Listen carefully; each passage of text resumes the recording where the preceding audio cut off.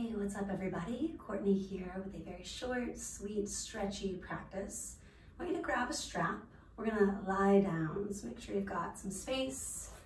Maybe do a T for a moment, seeing that you've got room. And then do allow your knees to be bent, feet to be flat. If you don't have a strap, a long scarf, a tie will do. Go get what you need and join me when you're ready. Taking that strap around the ball of the right foot. Ground through the back of the right hip, the shoulders, spread the toes. Take a deep inhale. Exhale, push up through the right heel and down through the right hip. Getting into what's referenced as big toe pose or Supta Padangusthasana. Bend and re-extend for several more breaths on your own.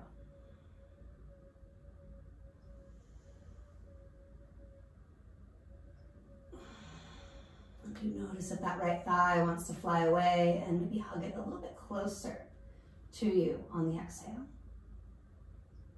Also checking in that we're not cranking the neck or the lower back, finding those natural curves without exploiting them. Slight tuck of the chin could help, a teeny tiny pillow under the head if needed. When you reach up through that right heel, do spread the right toes. Also point and flex to help you find it. And then working the right hip, the shoulders back down, loosen the fingers, the face up, maybe flutter them out. Sliding the left heel forward and long.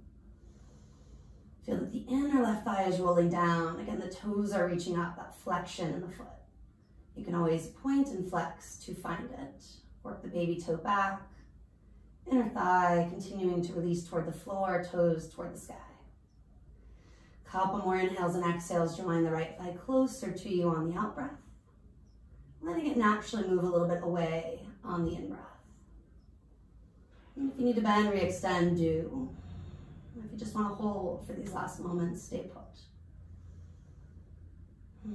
Some variations here, taking the strap into the right hand, push the top of the left hip, the thigh down.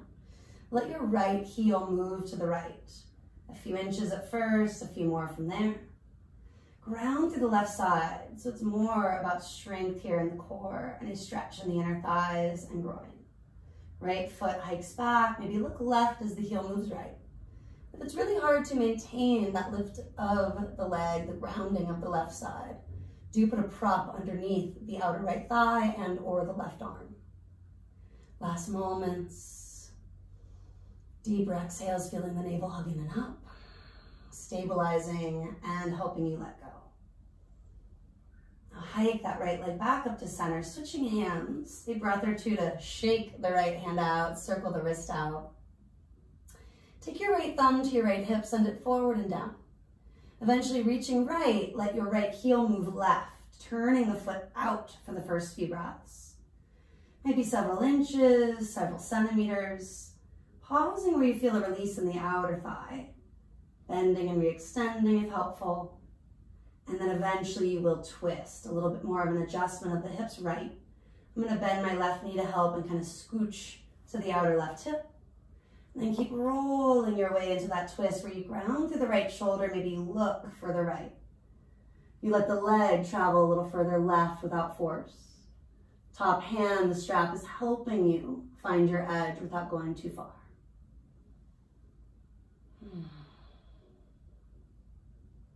Eventually we ease to neutral, taking your time, come on back to center.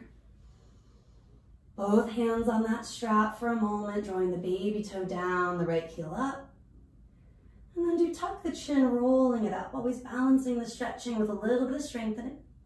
If all you feel is the neck and not the core, bring your hands behind your head. Maybe float the left heel up for more of a challenge in the lower obliques, abdominals. Reaching forward, connecting all sides of you. Last inhale. Exhale, roll it down. Hug the right knee. Hug the left knee. So that was the full big toe pose on one side. Unless it was very urgent, do not stand up. Try to stay with me and take side two for balance, for symmetry, for that big stretch and release, as well as a little bit of strengthening. Ball of the left foot now with that strap, two pieces helping to relax the shoulders to maintain neutral in the spine. Bending and straightening if you've yet to. Now hiking that left hip down and away from the left shoulder. letting all sides of the waist stay long as much as possible as you explore. And sometimes that means little adjustments with the strap. You may have been taught this with peace fingers at the big toe, which is doable in some bodies, but much more rare. But we can make sure our body stays aligned from the ground up. The strap gives you a little extra leverage, a little extra love, depending on how you look at it.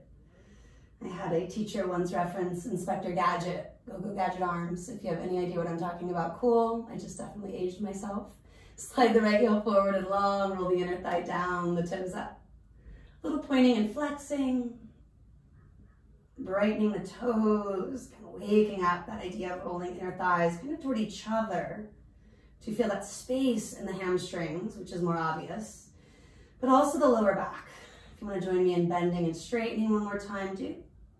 Or of course, 2, 3 on your own. And then following that work in neutral, strap to the left hand. Right hand starts or even stays on that right thigh for several breaths. Letting the left leg move left at first a few inches, still grounding through the right side. Eventually reaching right, letting the leg move further left, noting the goal is not to get to the floor. In fact, it might hover many, many, many inches from it. You can also prop it up if needed. Letting your arms help you, but not stressing or straining. And lastly, tipping the head right as you fall, or let the leg fall further left. Balancing your body as best you can here. Finally, hike that foot to neutral, switching hands. Bring the strap into the right one, shaking, circling the left wrist, left fingers. Bring that thumb to your left hip when you're ready. Send it forward and down. Reaching left, you're going to turn your heel to the right a touch and take it across a few inches, maybe a few more centimeters, and pause. Getting into the AT band, the outer hip and thigh. You might feel it as low as the outer knee or even calf. Now a little more scooch of the hips, and this could be as small as a couple inches. A few more centimeters, depending on how it feels in the low back. And of course, reaching, tipping the head left is an option. Letting the leg fall a little further right without forcing things. And propping up that arm, that leg, if helpful. And really letting this heart center side of you open with a little more time, more space. I know my left hip has to move forward to allow for that. And another exhale through the mouth might also encourage that deeper release.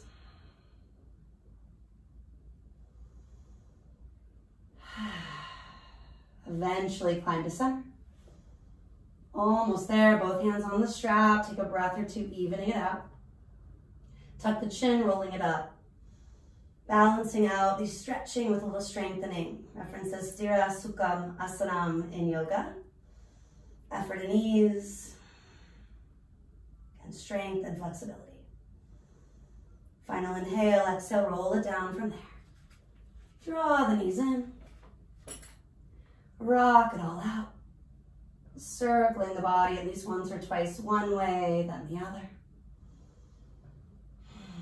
And then you can turn to one side and press yourself up to sit. You can also join me for a few rock and rolls. Often feels good to work symmetrically after all of that asymmetrical stuff. And maybe even catch your balance in a boat pose, momentarily, again challenging the core. Maybe one more inhale, and do crisscross legs from there. You can always sit up on any sort of proppage you need if the hips are feeling a little tight. Grabbing that strap, take your hands anywhere from a yard to a meter apart. If you're not sure how far that is, far enough that when you stretch the arms up, you're not having to fidget. Exhale, take the hands back and down from there. Chin is level with the earth, crown is lifting up. Shoulders melting down. Take a few on your own here. Clearing out anything stagnant. Choosing to let go where you can. At some point, switch the crossing. Reconsider that block, that little bolster. And maybe 2, 3, 4 more on your own. Noting you can continue to flow, breaking up scar tissue, lactic acid. Really good in the middle of a work day if you've been at a computer, at a desk, etc. And then as the arms go back, chest forward, a subtle twist. Also one of my faves when doing a lot of traveling, driving, flying, things of that nature. And getting creative with sweatshirts, sweatpants, whatever you've got. Arms will come down. Hands to the knees or thighs, a basic shoulder roll or two to stabilize. Maybe bring your hands to your heart, observing for just a moment. Allowing that to be enough for now, or of course continuing with your practice. And please do like and subscribe so I can continue to make fresh content.